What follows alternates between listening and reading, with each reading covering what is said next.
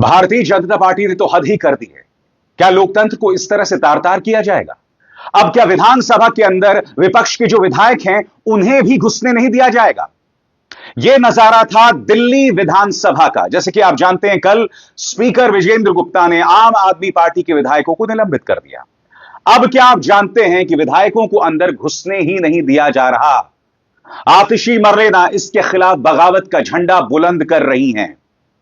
आम आदमी पार्टी पहले ही कमजोर हो गई है, मगर अब भी 20 से ज्यादा उनके विधायक विधानसभा के अंदर हैं। यानी कि अगर विपक्ष के मुद्दे उठाने होंगे, दिल्ली के मुद्दे उठाने होंगे, तो वो सत्ता की नाक में दम कर सकते हैं। मगर अब इन्होंने क्या तरीका ढूंढ निकाला है कि विधायकों को विधानसभा के अंदर घुसने ही मत दो।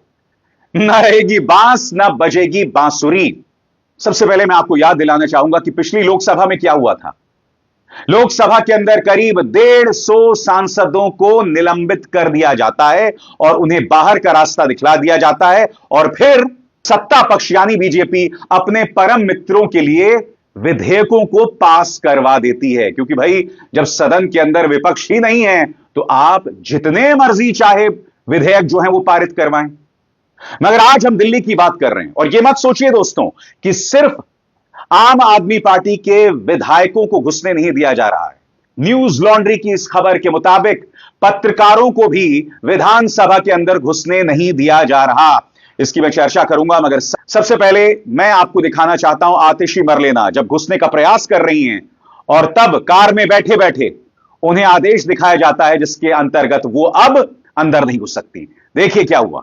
एक चुने हुए विधायक या एक चुने हुए सांसद को परिसर से एंट्री के लिए रोका गया हो, ये भारत के 75 साल के इतिहास में कभी नहीं हुआ। तो हम इंतजार कर रहे हैं, यहीं पे गाड़ी खड़ी है, हम इंतजार कर रहे हैं। आपकी बाकी मेले की बाहर ही उन्हें भी रोका जा रहा है, तो क्या आप सभी 21 को आप आज पहुंचेंगे? बिल्कुल पहुंचेंगे। विधानसभा के सदन में एंट्री नहीं अलाउ होती है अगर आप सस्पेंड होते हैं, लेकिन विधानसभा के मेन गेट से 50 मीटर दूर पुलिस के बैरिकेड लगा के रोकना, ये तो दिल्ली विधानसभा छोड़िए, पूरे देश के विधानसभाओं के इतिहास में कभी नहीं हुआ होगा कि एक चुने हुए विधायक को रोका गया। मैम, एलओपी का कार्यालय भी होता है परिसर के अंदर, ऐसे में कामकाज कैसे चलेगा? एलओपी का कार्यालय होता है, विधायकों को अपने एडमिनिस्ट्रेटिव काम होते हैं, क्वेश्चंस लगाने होते हैं, रूल 280 के अपने इलाके के से जुड़े हुए मुद्दों के क्वेश्चन लगाने होते हैं, मुद्दे उठाने होते हैं, राइटिंग में देने होते हैं। तो ये देश के इतिहास में कभी नहीं हुआ है कि एक चुने हुए विधायक को रोका। मैम, स्पीकर से बात कर रहे हैं, आप बात करेंगे इस मामले में? सवाल अभी पहले तो हम ऑर्डर का इंतजार कर रहे हैं, कोई ऑर्डर तो दिखाएं। ये क्या ऑर्डर अभी आपको दिखाया? उसमें लिखा है कि परिसर में भी एंट्री नहीं। इसमें ये लिखा हुआ है कि above mentioned members are suspended from the house for 3 sittings। ठीक है, 3 सिटिंग के लिए सदन में अंदर। देखिए, विधानसभा का एक बहुत बड़ा परिसर होता है, इसमें मंत्रियों के ऑफिस होते हैं, मुख्यमंत्री का ऑफिस होता है, लीडर ऑफ ऑपोजिशन का ऑफिस होता है, स्पीकर का ऑफिस होता है, एडमिनिस्ट्रेटिव काम होते हैं जो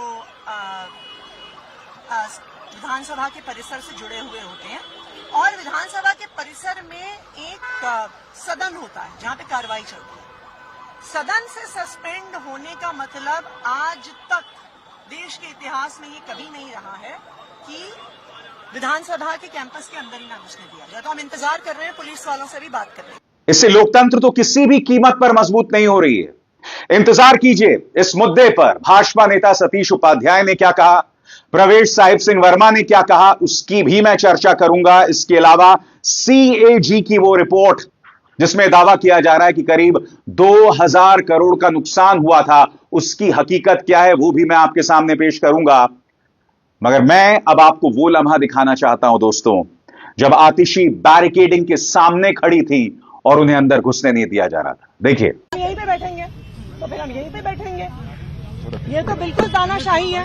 ये देश के इतिहास में कभी नहीं हुआ है कि एक चुने हुए विधायक को आप विधानसभा के परिसर के अंदर नहीं घुसने दे रहे हैं। आप सदन के अंदर से सस्पेंड कर सकते हैं, आप विधानसभा के परिसर से कैसे रोक सकते हैं? हम एक ऑपोजिशन पार्टी है, मैं नेता विपक्ष हूं, कैसे ये नेता विपक्ष के ऑफिस में जाने से रोक क्या सकते कोई हैं? नियम कहता है कि आपको परिसर के अंदर भी न जाने से रोका जाए? कोई ऐसा नियम नहीं है, दिखाइए नियम। ऑर्डर तक नहीं है इनके पास, कोई रिटर्न ऑर्डर आप पुलिस अधिकारियों से ऑर्डर मांग रहे हैं? बात करने की कोशिश की आप लोगों ने। आपने जा रहे हैं स्पीकर हम साहब। अधिकारियों से आप क्या ये तो इनका काम है ना, ये बात कर रहे हैं हमारे कहाँ है ऑर्डर? ही नहीं है इनके पास कोई। इन्होंने सिर्फ बैरिकेड लगा दिए। कहाँ है इनके ऑर्डर? हाँ जी, कहाँ है? चलाइए लाइव, सुनित दिखाइए, आइए। स्वाभाविक सी बात है दोस्तों, इसके बाद विपक्ष के पास सिवाय प्रदर्शन करने का कोई विकल्प नहीं रह जाता। मैं फिर आपसे कहता हूं, विपक्ष का यह पूरा अधिकार है कि वो जनता की आवाज को उठाएं। अगर वो अराजकता मचाते हैं तो स्पीकर का अधिकार है कि वो विपक्ष को बाहर का रास्ता दिखलाए। मगर आप जानते हैं कि भाजपा जब से सत्ता में आई है, इससे पहले लोकसभा के अंदर भी किस तरह से वहां के स्पीकर, चाहे राज्यसभा हो या लोकसभा हो, भाजपा के पक्ष में प्रचार करते हैं। और यहां दिल्ली विधानसभा में भी मुझे इस बात पर हैरत नहीं होगी कि यहां पर भी वही किया जा रहा है। तो सवाल यही किया जाएगा कि आखिर क्यों? देखिए किस तरह से आतिशी मरलेना अपने विधायकों के साथ प्रदर्शन कर रही है। तानाशाही नहीं चलेगी, नहीं चलेगी, नहीं चलेगी। तानाशाही नहीं चलेगी, नहीं चलेगी, नहीं चलेगी। हिटलरशाही नहीं चलेगी, नहीं चलेगी, नहीं चलेगी। हिटलरशाही नहीं चलेगी, नहीं चलेगी, नहीं चलेगी। पुलिस के दम पे ये सरकार नहीं चलेगी, नहीं चलेगी। पुलिस के दम पे ये सरकार नहीं चलेगी, नहीं चलेगी। पुलिस के दम पे ये सरकार नहीं चलेगी, नहीं चलेगी। तानाशाही मुर्दाबाद, मुर्दाबाद, मुर्दाबाद। तानाशाही मुर्दाबाद, मुर्दाबाद, मुर्दाबाद। सबसे शॉकिंग बात दोस्तों, न्यूज लॉन्ड्री की इस खबर के मुताबिक पत्रकारों को भी घुसने नहीं दिया जा रहा। मैं आपको याद दिलाना चाहूंगा, जब अरविंद केजरीवाल मुख्यमंत्री थे तो एक दो ऐसे मौके आए थे जब पत्रकारों को आम आदमी पार्टी के दफ्तर या सचिवालय में घुसने पर रोक लगा दी गई थी। मगर विधानसभा के अंदर उन पत्रकारों को रोका जा रहा है जिनके पास अक्रेडिशन है, यानी सरकारी मान्यता प्राप्त पहचान पत्र है। भाजपा कह रही है कि यह किसी गलतफहमी से हो गया। मैं आपको बतलाना चाहता हूं दोस्तों कि न्यूज लॉन्ड्री की खबर के मुताबिक किन किन पत्रकारों को अंदर घुसने नहीं दिया गया आपके स्क्रीन पर। एएनआई से निरंजन मिश्रा, दीपक रावत एबीपी न्यूज से, पीटीआई से श्वेता, इसके अलावा पुलकित नागर टाइम्स नाउ से, मोहित बख्शी न्यूज नेशन से, जावेद मंसूरी न्यूज 18 से, देवेश भाटी जी न्यूज से और नमित त्यागी जनतंत्र से। इनमें से अधिकतर गोदी मीडिया है। मगर मैं आपसे एक सवाल पूछना चाहता हूं, जिन पत्रकारों को अंदर नहीं घुसने दिया, क्या इस पर कोई बवाल मचाया गोदी मीडिया ने? याद कीजिएगा दोस्तों, यही हरकत लोकसभा के अंदर की गई है जब पत्रकारों की एंट्री को सीमित कर दिया गया है। और मैंने, याद कीजिएगा, वो मुद्दा आपके सामने उठाया था तब जब पत्रकारों को एक कमरे के अंदर नजरबंद जैसा कर दिया गया था। राहुल गांधी उनसे मिलने आए थे। तो आप देख रहे हैं यही हरकत विधानसभा में दिखाई देती है और यही हरकत हमें लोकसभा में भी दिखाई दी थी। इसीलिए मैंने कार्यक्रम की शुरुआत में कहा दोस्तों, इससे क्या लोकतंत्र मजबूत होगा? बहरहाल भारतीय जनता पार्टी उग्र तेवर में है। पार्टी के जो विधायक हैं और मंत्री हैं, प्रवेश साहिब सिंह वर्मा ने कहा है कि शीश महल की पूरी जांच की जाएगी और अरविंद केजरीवाल किसी भी कीमत पर नहीं बचेंगे। मगर ये पैसा अरविंद केजरीवाल ने कहां पर लगाया, इसकी भी जांच करेंगे। शीश महल की भी जांच होगी। उसी के साथ में जो सीएम ऑफिस है, जब मैंने वो देखा और आप ही लोगों ने बोला, मीडिया ने कहा कि हमें तो आज तक वहां पे एंट्री नहीं मिली थी, कोई भी एमएलए उसमें एंट्री नहीं कर सकता था। 3 साल से वो बना हुआ है और सीएम ऑफिस भी इतना लेविश बना हुआ है, ऐसा लगता है दुबई के शेख का ऑफिस है। तो उसकी भी इंक्वायरी कराएंगे, उसमें कितना पैसा खर्च हुआ और अधिकारियों ने इतना पैसा खर्च करने की उनके पास में पावर कैसे आई, तो वो भी जांच कराएंगे। दोस्तों, इस वक्त सीएजी की रिपोर्ट जो है उस पर बवाल मचा हुआ है। सीएजी की रिपोर्ट यह दावा कर रही है, कम से कम भाजपा ऐसा बता रही है कि 2000 करोड़ का नुकसान पहुंचा। आज सतीश उपाध्याय विधानसभा में खड़े हुए और उन्होंने शायराना अंदाज में आम आदमी पार्टी को घेरा। आम आदमी पार्टी इस नुकसान के बारे में क्या कह रही है कुछ देर बाद, मगर सबसे पहले आइए सुनते हैं क्या कहा सतीश उपाध्याय ने।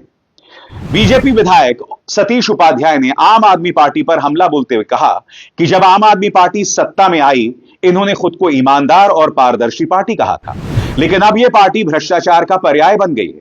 सियासत की गली में ईमान बिक रहा था, जो पहरेदार था वो चोर दिख रहा था, शराब की बोतल में इरादे घुल गए, जनता की दौलत से शीश महल संवर रहा था। यह वही पार्टी जो ईमानदारी और पारदर्शिता के दावे करती थी, लेकिन आज भ्रष्टाचार के दंदल में अंदर तक डूबी हुई है। कैग ने दिल्ली की शराब नीति, अनियमितता और भ्रष्टाचार को उजागर किया है। इस नीति से दिल्ली को 2002 करोड़ से अधिक का नुकसान हुआ है। यह दिल्ली के लिए भारी नुकसान था। लाइसेंस के लिए नियमों का उल्लंघन हुआ है, मगर दिल्ली की पूर्व मुख्यमंत्री आतिशी मरलेना ऐसा नहीं मानती। वो कह रही हैं कि सीएजी में पारदर्शिता की तारीफ की गई है। वो वहां नहीं रुकती, वो कहती हैं कि अगर यह नुकसान हुआ है तो भारतीय जनता पार्टी की वजह से हुआ है, और वो इसके 3 कारण गिनाती हैं। क्या कह रही हैं आतिशी, आइए सुनते हैं। तो अब जो सवाल दिल्ली वालों के सामने है, अब जो सवाल देश के सामने है कि खराब पॉलिसी हटाकर एक अच्छी पॉलिसी लाई गई, एक ट्रांसपेरेंट पॉलिसी लाई गई, लेकिन उस पॉलिसी का ठीक से इंप्लीमेंटेशन नहीं हुआ, तो वो 8,900 करोड़ तक सरकार का खजाना नहीं पहुंच पाया, 2,000 करोड़ कम रह गया। तो ये 2,000 करोड़ कम रहने के पीछे किसका हाथ है? किसने रोकी इस पॉलिसी की इंप्लीमेंटेशन? किसने ये 2,000 करोड़ का सरकारी खजाना बढ़ने से रोका? इस सीएजी रिपोर्ट के आधार पर उस पर इन्वेस्टिगेशन होना जरूरी है, और मैं उम्मीद करती हूं कि उस पर इन्वेस्टिगेशन होगा, क्योंकि ये इंप्लीमेंटेशन रोकने के पीछे 3 लोग जिम्मेदार हैं।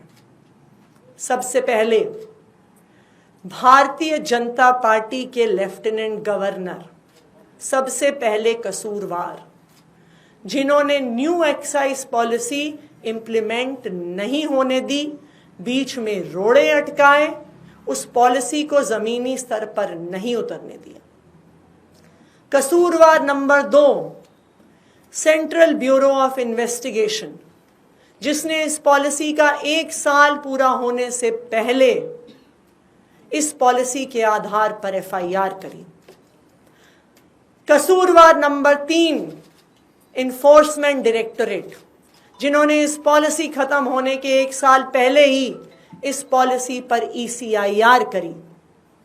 एलजी साहब की रोक टोक के बाद, सीबीआई की एफआईआर के बाद, ईडी की ईसीआईआर के बाद किसी भी अफसर की हिम्मत नहीं थी कि इस पॉलिसी पे फिर से साइन कर दें, और वो पॉलिसी जो 8,900 करोड़ रुपए प्रति वर्ष ला सकती थी, आज सीएजी की रिपोर्ट ये बता रही है कि उस पॉलिसी को ठीक से इंप्लीमेंट नहीं किया गया। यही नहीं दोस्तों, दोनों पॉलिटिकल पार्टीज में इस बात को लेकर भी बवाल मचा हुआ है कि किस तरह से सीएम कार्यालय से बाबा साहब अंबेडकर की फोटो हटा दी गई। इस मुद्दे को लेकर आम आदमी पार्टी और कांग्रेस दोनों भारतीय जनता पार्टी पर प्रहार कर रहे हैं तस्वीरों के सहारे। भाजपा ने पलटवार किया है और इस तस्वीर को पेश किया है, मगर इस तस्वीर को पेश करके भाजपा खुद फंस गई है। भाजपा इस बारे में क्या कह रही है आपकी स्क्रीन पर उन्होंने बाकायदा इस तस्वीर का हवाला दिया है, जिसमें आप देख सकते हैं कि भगत सिंह भी हैं और बाबा साहब अंबेडकर भी। इस बारे में भाजपा कह रहे हैं कि दिल्ली की मुख्यमंत्री श्रीमती रेखा गुप्ता एवं सभी मंत्रियों के पक्ष में श्रद्धेय महात्मा गांधी जी, बाबा साहब भीमराव अंबेडकर, भगत सिंह, महामहिम राष्ट्रपति जी और प्रधानमंत्री जी के चित्र सुशोभित हैं। मगर आम आदमी पार्टी कह रही कि जो तस्वीर दिखाई गई है वो सीएम कार्यालय की नहीं है, सचिवालय की है। आम आदमी पार्टी ने इन 2 तस्वीरों को पेश करके भारतीय जनता पार्टी को एक्सपोज किया है, और यहां आम आदमी पार्टी कह रही है पकड़ा गया भाजपा का झूठ। पहले विधानसभा के सीएम कार्यालय से बाबा साहब अंबेडकर और भगत सिंह की तस्वीर हटाई गई, फिर आम आदमी पार्टी के विरोध पर सचिवालय में लगी तस्वीर दिखाई। बाबा साहब और भगत सिंह का अपमान करने से बाज नहीं आ रही भाजपा। और बात यहां नहीं रुक रही दोस्तों। आम आदमी पार्टी रेखा गुप्ता पर प्रहार करते हुए कह रही है कि ये सबसे नाकारा मुख्यमंत्री हैं और उसके लिए उन्होंने ये वीडियो पेश किया है। देखते हैं।